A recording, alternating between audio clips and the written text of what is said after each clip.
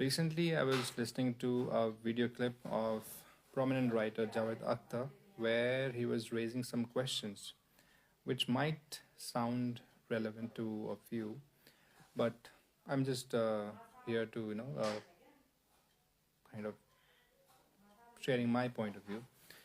And so he was saying that if they were talking about the concept of rebirth, so he was in a funny way he was saying that what happens if we kill a mosquito, what happens if we kill a cockroach, uh, what happens to their souls? Do they also haunt us in the bathroom? Or if you're killing an ant, what happens to the soul of the ant? So it might sound like relevant to few, but uh, in this, in my point of view, I would like to share, in fact, a story that I've heard about Buddha.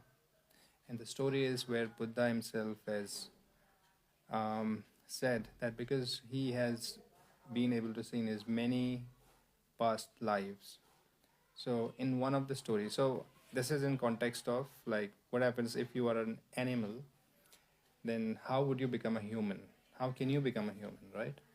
So, so in that story, Buddha was saying that he was an elephant in one of the past life, and there was a fire. They were in the jungle. There's a fire, and he was running, also trying to save himself from the fire.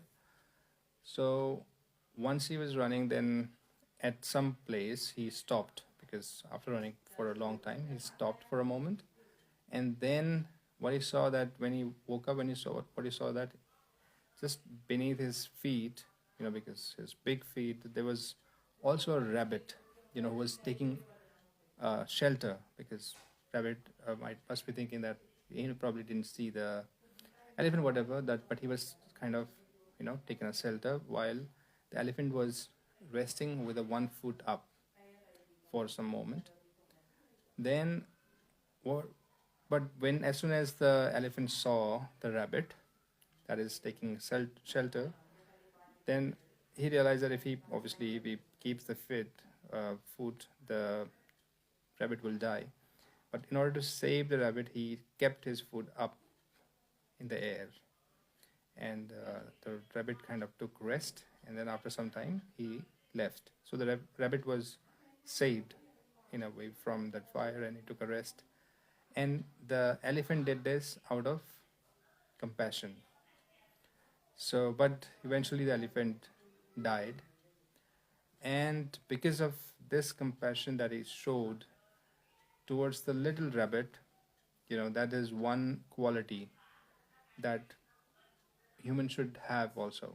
I mean, humans are supposed to be having that all the time, which is compassion, and that we talk about everywhere. Compassion is a word which is used many times. So in this instance, because he showed the compassion towards the little rabbit, he was then given the birth of a human in the next life.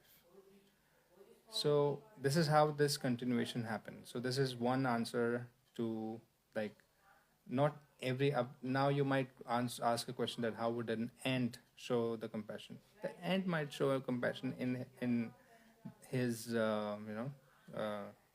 area of life, and that's why we have in Hinduism, I won't call it Hinduism, but in our Sanatan Dharma, it is said that that's why we have like 85 lakhs, that's 8 million, and 8 million, more than 8 million lives that we have to go through, right? This is the circle, which means that you die, you rebirth, you take another birth, like, and you show the quality, you grow in every birth. And once you become a human, that is like your biggest chance to attain moksha by developing the good qualities of compassion, of love, of devotion, of knowledge.